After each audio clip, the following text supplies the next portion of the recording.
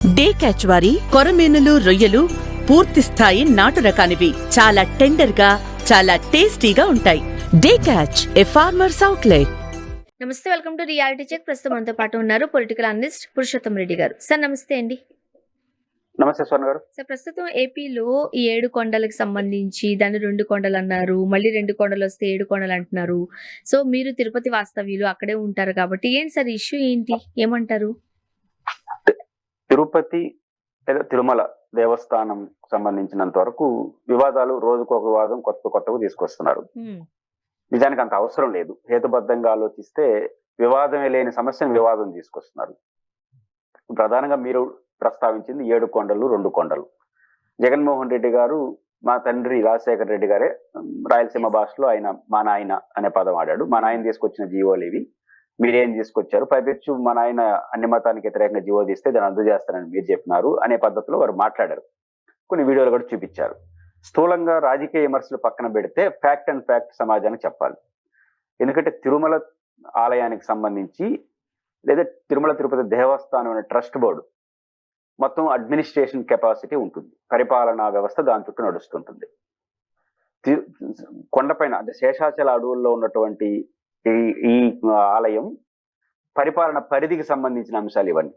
7 కొండలు 2 కొండలు అనే పార్టీ సంబంధించిన అంశం కాదు, కానీ దాన్ని అట్లా చిత్రీకరిస్తున్నారు. ఎందుకు అంటున్నారంటే, మీరు ఎవరినైనా ఈ అంశం మీద మాట్లాడే వాళ్ళని ఇంటర్వ్యూ చేసేటప్పుడు ఒక క్వశ్చన్ అడగాలి. రాజశేఖర రెడ్డి గారు 7 కొండల నుంచి 2 కొండలు చేశామని చెప్పారు కదా, ఆ 7 కొండల పేర్లు చెప్పమని, దాంట్లో ఏ 5 కొండలు తొలగించి ఏ 2 కొండలు పెట్టాడు అని చెప్పమనండి. ఎవరికి సమాధానం ఉండదు. ఎందుకంటే 7 కొండలు అనేది సరిహద్దులు లేనిది. వెంకటాద్రి, శేషాద్రి, వృషభాద్రి, మనం 7 కొండల పేర్లు పెడతాం కదా. ఈ శేషాద్రి ఇక్కడి నుంచి ఇక్కడ వరకు, ఇట్లా హైదరాబాద్ లో తిరుపతిలో సరిహద్దులు ఉన్నట్టుగా గాంధీ రోడ్ ఇక్కడి నుంచి అక్కడ వరకు, ఆర్టీసీ క్రాస్ రోడ్ ఇక్కడ, ఇట్లా ఉండదు 7 కొండలు అనేది. 7 కొండలు అనేది ఒక భావోద్వేగమైనటువంటి అనుబంధం. శేషాచల మహత్యాన్ని మనం పరిశీలిస్తే శేషాచల మొత్తం శ్రీవారి నిలయం, శ్రీవారి ఉన్నటువంటి ప్రాంతం. అది ఎక్కడ వరకు ఉంది? ఇడుపులపాయ వరకు ఉంది. పులివెందుల ఇడుపులపాయ వరకు ఉంది ఈ శేషాచల అడవులు. కాబట్టి శేషాచల మొత్తం శ్రీవారి మహత్యమే, శ్రీవారి నడయాడే ప్రాంతమే. కానీ 7 కొండలు దాని ఆ భావోద్వేగంతో కనెక్ట్ అయి ఉంటుంది. ఇక్కడి నుంచి అక్కడికి ఒక కొండ అట్లా ఏమి లేదు. 7 కొండలు 2 కొండలు అనే కాన్సెప్టే ప్రభుత్వాలు సరిహద్దులు నిర్ణయించలేవు. కానీ అసలు వివాదం ఏంటి? ఈ అసలు వివాదం సమాజానికి తెలియదు కాబట్టి 7 కొండలు 2 కొండల పేరుతో రాజకీయాలు చేస్తున్నారు. అంటే స్వర్ణ గారు, బేసిక్ గా మీరు ఏ టెంపుల్ నన్నా పరిశీలించండి, ఎక్కడో ఒక టెంపుల్ నిర్మాణం చేస్తే దానికి ఒక సరిహద్దు ఉంటుందా? ఒక చోట నిర్మాణం చేస్తారు ప్రభుత్వ స్థానంలోనూ, ఎక్కడో ఒక చోట దాని పరిధి పెంచుకుంటా పోతాం. ప్రభుత్వాలు జీవోలు ఇవ్వు, ఈ గుడి యొక్క పరిధి దండో. అట్లే తిరుమల తిరుపతికి సంబంధించి, తిరుమల శ్రీవారి ఆలయానికి సంబంధించి ఎప్పుడో మన ప్రాసెస్, మనకు దాని ఆలయాన్ని స్వయంభూగా అంటారు, లిఖితపూర్వక చరిత్రలో 1200 సంవత్సరాల క్రితం అంటారు. ఏదైనప్పటికీ కూడా ఒక ఆలయం అక్కడ ఉంది, దానికి టీటీడీ అడ్మినిస్ట్రేషన్ ఉంది. తిరుమల ఉన్నది ఎక్కడ? ఒక ఫారెస్ట్ లో ఉంది, కేంద్ర ప్రభుత్వ అజమాయిషిలో ఉన్నటువంటి ఫారెస్ట్ లో ఉంది. అక్కడ ఏదైనా ఒక చిన్న చెట్టు కొట్టాలని కూడా అనుమతి కావాలి. కానీ అడేం ఆలయం ఉంది, ఆలయానికి రోజు కొన్ని అవసరాలు ఉంటాయి కదా. ఆ రోజు కట్టలతో వంటలు వండేవాళ్ళు, గెస్ట్ హౌస్ అంటే ఈ రోజు గెస్ట్ హౌస్ ఊహించుకోకండి, అక్కడ ఆవులు పెంచుకోవడం, ఇవన్నీ పరిపాలనకు సంబంధించిన సిబ్బంది ఇవన్నీ ఉంటారు కదా. వీళ్ళు ఒక అడుగు ముందుకేయాలంటే గవర్నమెంట్ ఆఫ్ ఇండియా పర్మిషన్ తీసుకోవాలి, ఫారెస్ట్ కదా. అందుకని బ్రిటిష్ వారు, ఆంగ్లేయులు తిరుమలలో దాని యొక్క అడ్మినిస్ట్రేషన్ యొక్క పరిధిని 27 చదరపు కిలోమీటర్గా నిర్ణయించారు. బ్రిటిష్ వాళ్ళు, మనం కాదు. అంటే దీనిపై ఇక్కడ వరకు వాళ్ళ అవసరాలు రోజు తీసుకోవచ్చు. అది ఎప్పటి వరకు కొనసాగింది తెలుసా? రాజశేఖర రెడ్డి గారు జీవో సవరించేందుకు అదే కొనసాగింది. మన ఆంధ్రప్రదేశ్ ఏర్పడి చంద్రబాబు గారు 10 ఏళ్ళు, రామారావు గారు 5 ఏళ్ళు, చెన్నారెడ్డి గారు, పివి అందరూ పరిపాలించారు కదా, అదే కంటిన్యూ చేసుకుంటా వచ్చినారు. ఎవరికి అవసరం రాలేదు. ఎవరు అడుగుతారు? టీటీడీని పోయి నువ్వు అడిగి పోవద్దు ఇడిగి పోవద్దని జరిగిపోతా ఉంది. కానీ టీటీడీ విస్తరించే కొద్దీ సమస్యలు వస్తున్నాయి. అక్కడ గోగర్భం డ్యామ్ కట్టాలి, గవర్నమెంట్ ఆఫ్ ఇండియా పర్మిషన్ తీసుకోవాలి. కుమారధార పసుపుధార కట్టాలి, పర్మిషన్ తీసుకోవాలి. తిరుపతిలో మీరు ఎప్పుడైనా తిరుమలకు వస్తే, తిరుమల ఆనుకునే బాలాజీ నగర్ అనే తిరుమలే ఒక గ్రామ పంచాయతీ. ఒకప్పుడు గ్రామ పంచాయతీ, ఈరోజు ఆ మాట అంటే ఒప్పుకోరు, అది ఒక నగరంగా వస్తారంటారు. ఆ రోజు గ్రామ పంచాయతీ బ్రిటిష్ వాళ్ళ పీరియడ్ లో. ఆ గ్రామ పంచాయతీలో తిరుమల బాలాజీ నగర్ కూడా ఒక ఊరు. దాంట్లో ఈ రోజు 2000 ఓట్లు ఉన్నాయి. 2000 ఓట్లు ఎంతో ఓట్లు, 100 ఓటర్స్ ఉన్నారు. అక్కడ విలేజ్, ఈ రోజు నగరం. కాబట్టి ఇవన్నీ టీటీడీ పరిధిలో లేదు. అందువల్ల దానిపైన ఏ డెసిషన్ తీసుకోవాలన్నా గవర్నమెంట్ ఆఫ్ ఇండియా పర్మిషన్ తీసుకొచ్చేది. ఈ రెండోది కీలకమైనది ఏంటంటే, ఇప్పుడు ఉదాహరణకు తిరుమలలో ఏదైనా ఒక మూల అన్ని దివ్య క్షేత్రాలు ఉంటాయి, తీర్థాలు ఉంటాయి. తుంబూరు తీర్థము, ఇట్లాంటి తీర్థాలు చాలా ఉంటాయి. మీరు పేర్లు ఉంటారు, వందల సంఖ్యలో ఉంటాయి. ఈ తీర్థాల కాడ ఎక్కడ రాళ్ళ దగ్గర పోయి సిలువో ఇంకోటి వేసారనుకోండి, వాటిపైన ఏం చర్య తీసుకుంటాం? మనమేం పవిత్రం అంటాం. చట్టపరంగా చర్య తీసుకుని అదేం ఫారెస్ట్, టీటీడీ సంబంధం లేదు. వాడు కూడా చట్టపై చేసినప్పుడు దాన్ని ఏం చేయలేం. అదే టీటీడీ పరిధిలోకి వచ్చింది అనుకోండి, ఇవన్నీ కఠినమైన చర్యలు తీసుకోవచ్చు. అందువల్ల రాజశేఖర రెడ్డి గారు ఇప్పుడు ఒక విమర్శ చేస్తుంటారు. రాజశేఖర రెడ్డి గారి తండ్రి కొడుకు ఆయన 2 జీవోలు చెప్పినాడు, 74, 75, 6. ఆయనే తీసుకొచ్చిన 37 జీవో గురించి చెప్పరు, దాంట్లో ఉంది 2 కొండలు అంటారు. 33వ జీవో రాజశేఖర రెడ్డి గారి తేలా, బ్రిటిష్ వాళ్ళ జీవోను కంటిన్యూ అయింది. కాబట్టి ఆ కంటిన్యూ చేసిన ఆయన చంద్రబాబు గారు కంటిన్యూ చేశారు, రామారావు వాళ్ళు చెప్పలేదు, మళ్ళీ ఏం చెప్తారు? మళ్ళీ రాజశేఖర రెడ్డి గారు 27 చదరపు కిలోమీటర్లు ఉన్న తిరుమల అడ్మినిస్ట్రేషన్ పరిధిని 270 చదరపు కిలోమీటర్లు పెంచినాడు. 100 టైమ్స్ పెంచాడు. పెంచిన ఆయన తగ్గించేశారంటారేంటి? కాబట్టి రాజశేఖర రెడ్డి గారు పెంచడం వల్ల ఈ మొత్తం పరిపాలన టీటీడీ పరిధిలోకి వచ్చేసింది. కాబట్టి 7 కొండలు 2 కొండలు అనేది కాన్సెప్టే కాదు. 27 కిలోమీటర్ల బ్రిటిష్ వాళ్ళు నిర్ణయించింది, రాజశేఖర్ నిర్ణయించింది. అది కంటిన్యూగా జీవోలు ఇచ్చుకుంటూ వచ్చారు. ఒక శాశ్వత పరిష్కారం జపించాలి. వీటి టీటీడీకి సంబంధించి చాలా ఇవాళ ఉన్నాయి. ఏకశిలా తోరణం ఉంటుంది, శ్రీవారి మెట్టు ఉంటుంది, శ్రీవారి పాదాలు ఉంటుంది, కుమారధార ఇవన్నీ టీటీడీ పరిధిలో లేదు. కాబట్టి చాలా కీలకమైన పార్ట్లని టీటీడీ పరిధిలో తీసుకురావాలి. 270 చదరపు కిలోమీటర్ల విస్తీర్ణాన్ని టీటీడీదే. అది కూడా 7 కొండలు కాదు, అది 7 కొండలు వేస్తారు చాలా, అది కూడా 7 కొండలు కాదు. 7 కొండలు అనేది సరిహద్దులు లేనిది అనేది గమనంలో పెట్టుకుంటే ప్రజలు confuse car. And Jaganmohan Reddy గారే తన నోటితో తనే చెప్పారు, మా నాయన గారు తీసుకొచ్చారు అని. అండ్ అన్యమత ప్రచారానికి సంబంధించినవి కూడా మనం అక్కడ చూస్తూ ఉంటాం. రాజశేఖర రెడ్డి గారి టైంలోని ఇదంతా జరిగింది అని. ఏమంటారు, ఏం జరిగింది? ఒకటి, అన్ని మతానికి సంబంధించి కూడా ఒక తప్పుడు ప్రచారం జరుగుతుంది. కొంతమంది ఈఓలుగా పనిచేసిన పెద్ద మనుషులు కూడా బయటకు వచ్చి అక్కడ ముస్లింస్ చొరబడ్డారు, క్రిస్టియన్స్ చొరబడ్డారు ఉద్యోగాల్లో, పర్మనెంట్ ఎంప్లాయీస్ అని మాట్లాడేస్తున్నారు. సమాజానికి తప్పుదో పట్టించినట్టు. నేను తిరుమల తిరుపతి దేవస్థానంలో ఉన్నటువంటి శ్రీ వెంకటేశ్వర ఆర్ట్స్ కాలేజీలో చదువుకున్నా. Sri Venkateswara junior college, Sri Venkateswara arts college 2 టీటీడీదే. నేనే కాదు, సరే ఆయనతో నేను పోల్చుకోలేను, కానీ చంద్రబాబు నాయుడు గారు కూడా ఈ 2 కాలేజీలో చదువుకున్నాడు నాకు తెలిసి. ఎస్వి ఆర్ట్స్ కాలేజ్ స్టూడెంట్ ఆయన కూడా. కాబట్టి అంటే ఆయనతో పోల్చుకోవడం నా కెపాసిటీ కాదు, కాబట్టి మేమిద్దరం అని చెప్పడం. నేను చదువుకున్నాను. టీటీడీ కాలేజీలో పనిచేసే ఆ కాలేజీలో జావూద్ హుస్సేన్ అని తెలుగు పండితుడు ఉండేవాడు మాకు, పర్మనెంట్ లెక్చర్ టీటీడీ. జావూద్ హుస్సేన్ ముస్లిం, ఎట చేరినాడు? పర్మనెంట్ ఎంప్లాయీ టీటీడీలో, రిటైర్ అయినాడు అక్కడనే. ఇంకా టీటీడీలో 20 మందో 30 మందో క్రిస్టియన్స్, ముస్లింస్ అఫీషియల్ గానే చేరారు. ఇది చాలా మంది సమాజం తెలుసు, చొరబడ్డారు, ఇవన్నీ తప్పు. వైఎస్ రాజశేఖర రెడ్డి గారు ముఖ్యమంత్రి అయ్యే సమయానికి టీటీడీలో నియామకాలన్నీ మతం ప్రాతిపదిక జరగలేదు. APPSC, Andhra Pradesh public service commission rule ప్రకారం జరిగిపోయినాయి. ఏపీపీఎస్సీలో ఏముంటుంది? ఎవడన్నా చేరొచ్చు, కానీ రాయాలి నేను హిందూ, నేను ముస్లిం, నేను క్రిస్టియన్ రాసేది చేరాలి. అట్లే చేరారు వీళ్ళందరూ. ఈ జావూద్ హుస్సేన్ గారు అందరూ అట్లే చేరినారు, మేము పలానా అని చెప్పే చేరినారు. కాబట్టే మీకు గుర్తుంటే స్నేహలత అనే డిప్యూటీ ఎగ్జిక్యూటివ్ ఆఫీసరు టీటీడీలో గ్రూప్ 1 ఆఫీసరు, పేరు మా అటు ఇటు ఉండొచ్చు నాకు తెలియదు, కానీ ఆమె చర్చిలోకి ఒక రోజు ఉన్నింది. అది ఫోటోలు వచ్చింది, మీలాంటి మీడియా ఛానల్ ఫోటో తీసేసినారు. వెంటనే ఆ రోజు ఈవో సస్పెండ్ చేసేసాడు అవన్నీ. తమాషా ఏంటంటే హైకోర్టు స్టే ఇచ్చింది. ఆ హైకోర్టులో సవాల్ చేసింది, నేను చేరిందే ఆ పేరుతో చేయను, నన్ను అట్నే చేర్చుకున్నారు, నేను నా మతం నాదే అంటున్నాను. మొత్తం మీద వ్యవహారం ఏమైంది? స్టే ఇచ్చి మళ్ళీ ఆ ఉద్యోగులు ఉన్నట్టుంది.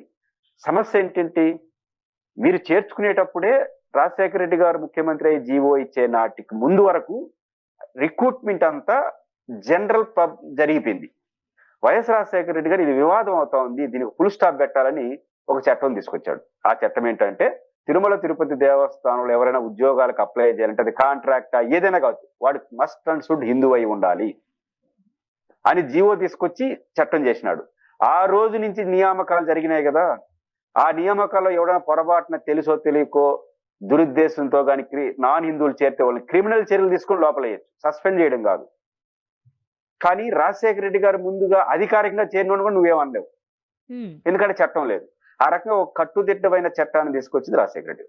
అంటే దీనికి ఒక ముగింపు పలికేయాలి. ఎందుకు వివాదం? ఇప్పుడు సస్పెండ్ చేసినారు, ఎవరిపై స్టే తెచ్చుకునేసినారు. ఇప్పుడు రాజశేఖర రెడ్డి గారు తర్వాత సస్పెండ్ కాదు, ఎప్పుడు జైలు వేసిన వాడు ఎవరేమనలేరు. ఎందుకంటే చట్ట ప్రకారమే తిరుమల తిరుపతి దేవస్థానం employees must and should Hindu అయి ఉండాలని నోటిఫికేషన్ లో ప్రకటిస్తారు. అది రాజశేఖర రెడ్డి గారు తీసుకొచ్చిన జీవో. అది గర్వంగానే జగన్ గారు తెచ్చుకొచ్చారు. ఒక సెక్యూరిటీ కదా, వివాదాలు ఉండవు కదా. సో ఆ రకంగా రాజశేఖర రెడ్డి గారు అది ఒక మంచి ప్రయత్నం ఇది చేశారు. మంచి పరిణామం కూడా. ఎందుకంటే అస్తమాను దీనికి సంబంధించి అన్యమత ప్రచారాలనంటూ, మనోభావాలు దెబ్బతింటున్నాయంటూ వాళ్ళకి వీళ్ళకి మధ్య గొడవలు సృష్టించుకోవడం కన్నా ఒక రూట్ యేసుకొని దానిలో నుంచి సేఫ్ సైడ్‌గా వెళ్ళడం ఇరు అంటే ఒక రకంగా చెప్పండి ఆ మతస్థులు, ఈ మతస్థులు ఇద్దరికీ కూడా మంచి పరిణామమే. అది అప్పట్లోనే రాజశేఖర రెడ్డి గారు చాలా డేర్ చేశారని కూడా చెప్తూ ఉండేవారు. అంటే ఒకటి రాజశేఖర రెడ్డి గారు ముఖ్యమంత్రి అయినప్పుడు కొంత బీజేపీకి సంబంధించిన వాళ్ళు కావచ్చు, కొంత ఈ సమస్యలు అనుకునే వాళ్ళు రాజశేఖర రెడ్డి గారు క్రిస్టియన్ అనే పేరుతో కాంగ్రెస్ ని రాజకీయంగా దెబ్బ కొట్టడం కోసం ఈ వివాదం తీసుకొచ్చారు. రాజశేఖర రెడ్డి క్రిస్టియన్ కాబట్టి ఇట్లా చేస్తున్నారు. ఇది చేసరికి దీనికి ఒక ముగింపు పలికేద్దాం, దీని ఒక రాజకీయ. అయితే చంద్రబాబు గారు ఎప్పుడు దాన్ని రాజకీయం చేయలేదు. రాజశేఖర రెడ్డి గారు ముఖ్యమంత్రి ఉన్నప్పుడు ఆయన వ్యక్తిగతంగా రాజకీయం చేయలేదు, మిగతా వాళ్ళు చేసినట్టుగా చేయలేదు. ఇప్పుడు చేస్తున్నాడు, అది వేరే సంగతి అనుకోండి. అప్పుడు చేయలేదు, వివాద రహితంగానే ఉన్నారు. విమర్శించాడు కానీ రాజశేఖర రెడ్డి గారు టీటీడీ విషయాలు కొన్ని విషయాలు వచ్చినప్పుడు విమర్శించాడు, ఇట్లా చేయలేదు. కొన్ని చేశాడు. ఏదైనప్పటికీ కూడా ఇట్లాంటి అవకాశాలు ఇవ్వకూడదని ఉద్దేశంతోనే రాజశేఖర రెడ్డి గారు ఆ 270 చదరపు కిలోమీటర్ల విస్తీర్ణం పెంచడం కానీ, ఇప్పుడు మీరైతే ఇంకా పెంచాలి, ప్రభుత్వం అనుకుంటే ఇంకా పెంచాలి. టీటీడీ అవసరాలు పెరుగుతున్నాయి. కొన్ని ముఖ్యమైన ప్రాంతాలు టీటీడీ పరిధిలో లేవు. పాప వినాశం మీరు ఎప్పుడు ఎల్లుంటారు, పాప వినాశానికి పోయే ముందు చెక్ పోస్ట్ ఉంటుంది. ఆ చెక్ పోస్ట్ మీరు డబ్బులు కట్టాలి. రీజన్ ఏంటంటే అది government of India forest start అవుతుంది. పాప వినాశ డ్యామ్ టీటీడీ పరిధిలో లేదు ఇప్పుడు. కానీ మీరు అవసరం దాన్ని ఎక్స్టెండ్ చేయండి. కానీ రాజశేఖర రెడ్డి గారు 27 నుంచి 270 కిలోమీటర్లు చదరపు కిలోమీటర్లు తెచ్చారు. ఎవడన్నా ఉద్యోగంలో చేయాలంటే మస్ట్ అండ్ షుడ్ హిందూ అయి ఉండాలని చట్టం తీసుకొచ్చాడు. మరి దాన్ని వివాదం చేయడం అనేది మంచిది కాదు. సార్, ఇక మరొక అంశం లడ్డు వివాదానికి సంబంధించి అది చినికి గాలివాన్లాగా పెను తుఫాన్లా మారుతుందే తప్ప భక్తుల మనోభావాలతో సంబంధం లేకుండా దాన్ని ఇక్కడతో ఫుల్ స్టాప్ పెడదాం అనేది ఎవరు అనడం లేదు.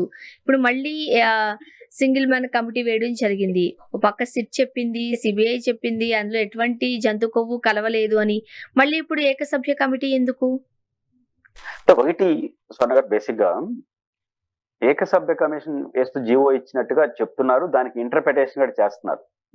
వైఎస్ఆర్ కాంగ్రెస్ పార్టీ వాళ్ళు ఆ జీవో అంటే మళ్ళీ సిట్ నిర్ధారించింది వీళ్ళు వచ్చినట్టుగా రాలేదు కాబట్టి వీళ్ళు కొత్త దాన్ని వేసి వీళ్ళు కావాల్సింది తెచ్చుకుంటారనే ఆరోపణలు కూడా వైఎస్ఆర్ కాంగ్రెస్ పార్టీకి సంబంధించిన వాళ్ళు చేస్తున్నారు. అయితే నేను ఆ జీవోను చూడలేదు. నాకున్న కామన్ సెన్స్ తో చెప్పగలను అలాంటి ప్రయత్నం ఆ ఏకసభ్య కమిషన్ చేయలేదు. ఎందుకు అంటే పొరపాటున ఆ జీవోలో గాని అసలు నెయ్యి కల్తీ జరిగిందా ఇట్లాంటి వాటికి గాని ఆ జీవో గాని ఉంటే ఇమీడియట్ గా సుప్రీంకోర్టు స్టే ఇచ్చేస్తుంది, దాన్ని ఒప్పుకోదు. రీజన్ ఏంటంటే తిరుమల తిరుపతి దేవస్థానం నెయ్యి చుట్టూ అలుముకున్న వివాదం చుట్టూ సర్వోన్నత న్యాయస్థానం సుప్రీంకోర్టు తన పర్యవేక్షణలో తన ఆదేశాల మేరకు దేశ సర్వోన్నత విచారణ సంస్థ అయినటువంటి సెంట్రల్ బ్యూరో ఆఫ్ ఇన్వెస్టిగేషన్ విచారణ జరుగుతుంది సిట్ పేరుతో. అదే ఫైనల్. దానికి సమాంతరంగా గాని దానికి సూపర్ గా గాని రాష్ట్ర ప్రభుత్వం ఎలాంటి అధికారిక ప్రయత్నం చెయ్యదు. చేస్తే ఖచ్చితంగా స్టే ఇచ్చేస్తారు. ఇంక దానికి పంచాయతీ ఏమీ లేదు.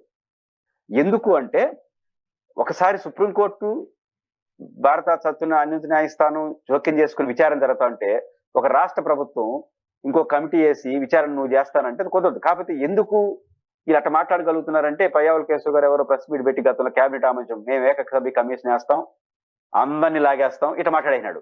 ఏమి లాగేదిలే ఏముండదు, అసలు ఆ జీవోలో అది ఉండదు. నేను నమ్ముతున్నా ఆ జీవోలో ఉండదు. ఇప్పుడు బయట జరుగుతున్న విమర్శల ప్రాతిపదికన ఆ జీవోలో ఉండదు. అయితే ఆ జీవోలో పొరపాటున ఉంటే మాత్రం దాన్ని స్టే ఇచ్చేస్తుంది సుప్రీంకోర్టు. ఇది మొదటి అంశం. మీరు అనొచ్చు మరి ఎందుకు వేసారు సమీక్ష? ఎందుకు అయి ఉంటుందంటే నేను నమ్ముతున్నది నాకున్న అవగాహన మేరకు సుప్రీంకోర్టు సారథ్యం సిట్ ఏదైతే నిర్ధారణ వచ్చిందో ఇక్కడ కోర్టులో ఛార్జ్ షీట్ వేశారు, సుచి ఛార్జ్ షీట్, దాంట్లో కొన్ని ఫైండింగ్స్ చేశారు. అదేంటి ఈ కల్తీకి సంబంధించి బాధ్యులు 30 మందో 36 మందో కమిటీ వేశారు కదా, దీనిపైన యాక్షన్ తీసుకునేదానికి రాష్ట్ర ప్రభుత్వం కమిటీ వేస్తుంది. అంటే సిట్ ఏదైతే నిర్ధారణ చేసిందో ఇప్పుడు ఉదాహరణకు ఒకరిద్దరు ఉద్యోగస్తులు దీంట్లో భాగస్వాములు అయి ఉంటారు, ఇన్వాల్వ్ అయి ఉంటారు. వాళ్ళపైన యాక్షన్ కూడా సిట్ తీసుకోవాలంటే అధికారం లేదు, సిఫార్సు చేస్తుంది వీళ్ళందరూ తప్పు చేశారని. రాష్ట్ర ప్రభుత్వం ఏం చేస్తుంది? ఆ సిట్ యొక్క ఫైండింగ్స్ ఆధారంగా వీళ్ళందరికీ నోటీసులు ఇస్తుంది. బహుశా దినేష్ కుమార్ గారు ఐఏఎస్ ఆఫీసర్ వారు చేసే పని అదే. వీళ్ళందరికీ ఆల్ ఇండియా సర్వీస్ అధికారిని ఆ రోజు నీవో వాళ్ళపైన కూడా నోటీసులు ఇస్తారు, సమాధానాలు చెప్పించుకుంటారు.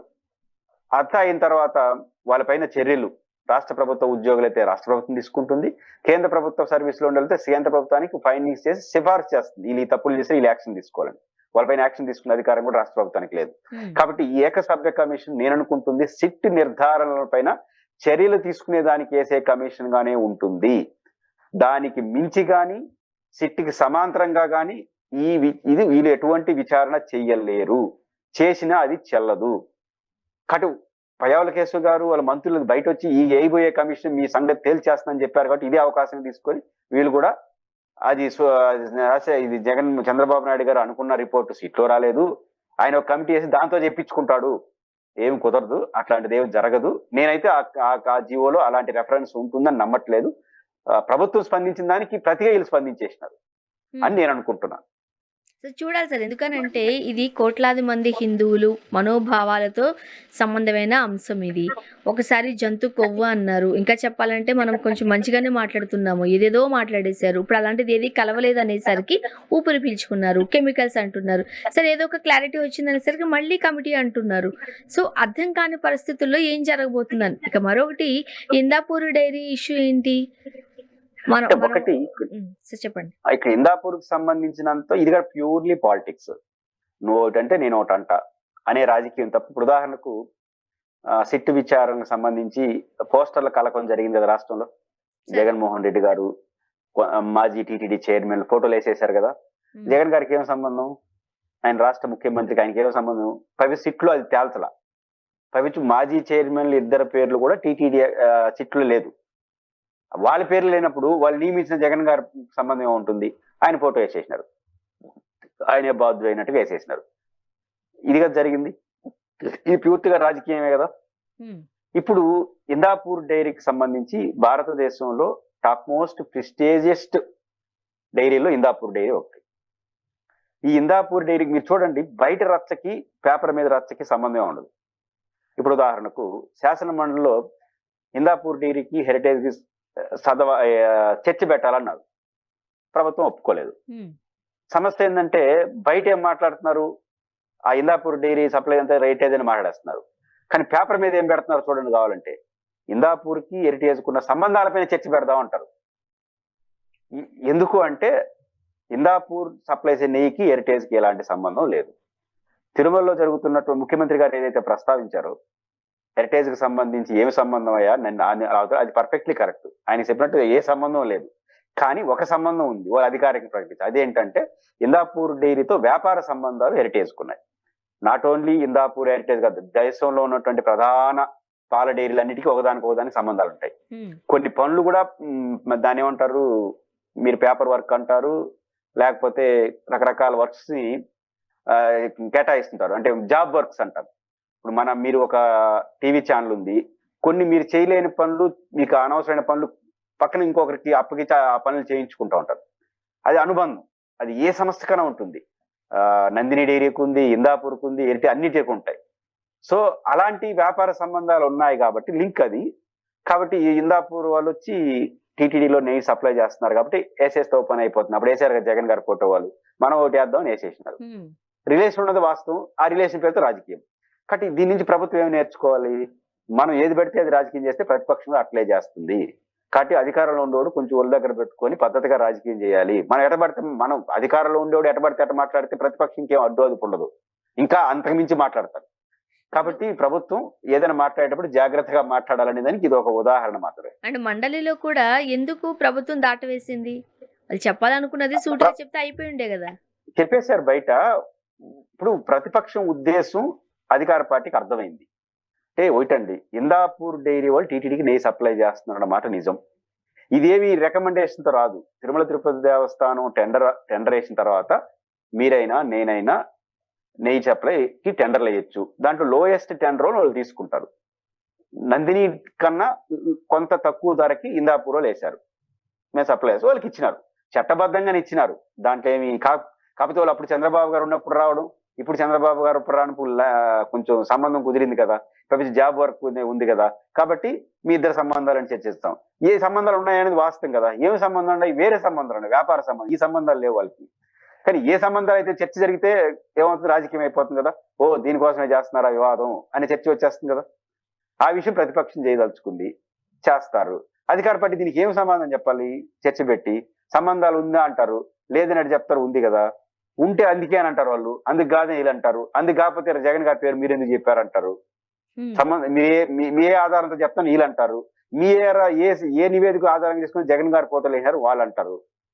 అల్టిమేట్ గా ప్రభుత్వం సమాధానం చెప్పుకోవాలి కదా. ఓకే. కాబట్టి ప్రభుత్వం విపరీత పోకడలతో రాజకీయాలు చేసినందువల్ల తిరిగి అదే రాజకీయాలు వీళ్ళ మీద చేస్తున్నారు. నో డౌట్ ముఖ్యమంత్రి గారు చెప్పినట్టు హెరిటేజ్ కి తిరుమలలో జరుగుతున్న వ్యవహారాలకి ఎలాంటి సంబంధం లేదు. సంబంధం లేకపోయినా మనం వేసిన రాజకీయ ఎత్తుగడలు వాళ్ళు వేయడంతో ఇప్పుడు వీళ్ళు ఇబ్బంది పడుతున్నారు. సాధారణంగా ఢిల్లీ రాజధాని నగరాల్లో మనం చూసినప్పుడు కొన్ని సమ్మిట్స్ జరుగుతూ ఉంటాయి. నిన్న జరిగింది ఏఐ సమ్మిట్కి సంబంధించి అంతర్జాతీయంగా ఒక వేదిక, అంతర్జాతీయంగా వేదికలో యూత్ కాంగ్రెస్ వాళ్ళు నిరసన చేశారు అక్కడ. దానికి సంబంధించి ఇప్పటికిప్పుడు కేటీఆర్ గారు స్పందించారు, లోకేష్ గారు స్పందించారు. కానీ అంతకన్నా ముందే జగన్మోహన్ రెడ్డి గారు ట్వీట్ చేశారు. అంటే అంతర్జాతీయ వేదికలపై రాజకీయాలు తగదు, ఇటువంటి డ్రామా చేయకూడదు అని. దురదృష్టవశాత్తు ఇలాంటివి మనం చూస్తున్నామని ఏమంటారు? అంటే ఒకటి, అంతర్జాతీయ వేదికలు వివిధ సందర్భ సమ్మిట్లు జరుగుతుంటాయి. లాస్ట్ చాలా సంవత్సరాల క్రితం కొన్ని ప్రపంచ బ్యాంకు, IMF లాంటి ఇంటర్నేషనల్ ఈవెంట్స్ జరిగినప్పుడు వామపక్ష పార్టీలు నిరసన తెలియజేసేటివి. అంటే మీరు చేసుకునే ఒప్పందాలు ఆయా దేశాల పేద ప్రజలకు, సాధారణ ప్రజలకు నష్టం జరుగుతుందని బ్రాడ్ గా చేసేవాళ్ళు. దాన్ని గౌరవించవచ్చు, తప్పులేదు. అట్లే అంతర్జాతీయ స్థాయిలో అందాల పోటీలు ఇట్లా జరిగినప్పుడు చాలా మహిళా సంఘాలు ఇది కరెక్ట్ కాదని నిరసన తెలియజేస్తాయి.